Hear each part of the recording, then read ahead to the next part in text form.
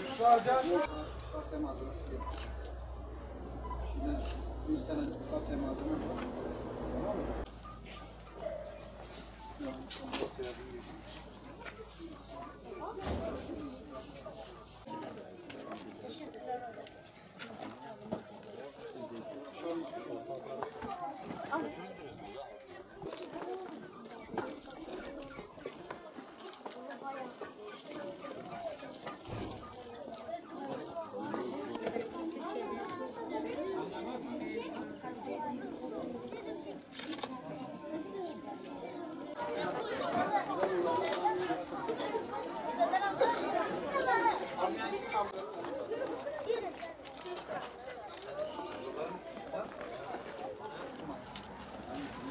Bayram Güneş. Gel Bayram. Bayram fotoğraf çekti, tamam mı Zerre? Gel resim çek. Gel resim. Resmiye gel. Gel Bayram.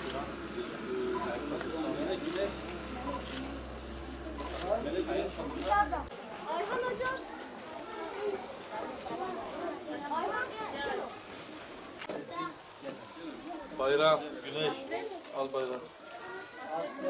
Azat. Azat nerede? Azat gel.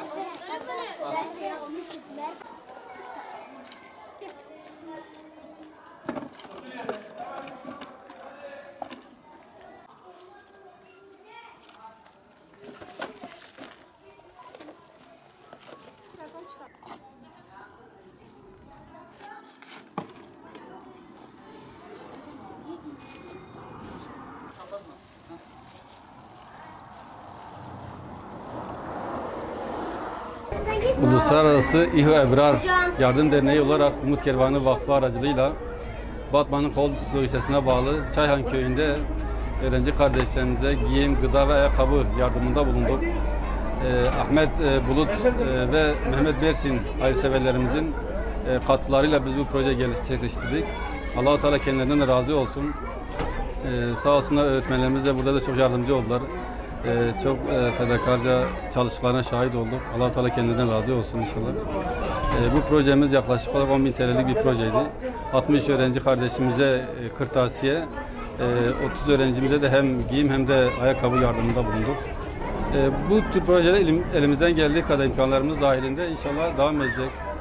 Her ay zaten düzenli bir şekilde burs verdiğimiz öğrenci kardeşlerimiz var. Eğitim burslarımız var. Ve devam ediyor inşallah. Avrupa'dan gelen arkadaşlar bize sağ olsunlar kıyafet, pantolon, ayakkabı falan aldılar. İlk önce onlara teşekkür ederim. Sağ olsunlar bize kırtasiye eşyaları ve elbise getirdiler. Onlara çok teşekkür ederim. Bize kırtasiye ve giyim yardımı yaptıkları için onlara çok teşekkür ederim. Yardımlarının karşılıksız kalmayacaklarını isterim.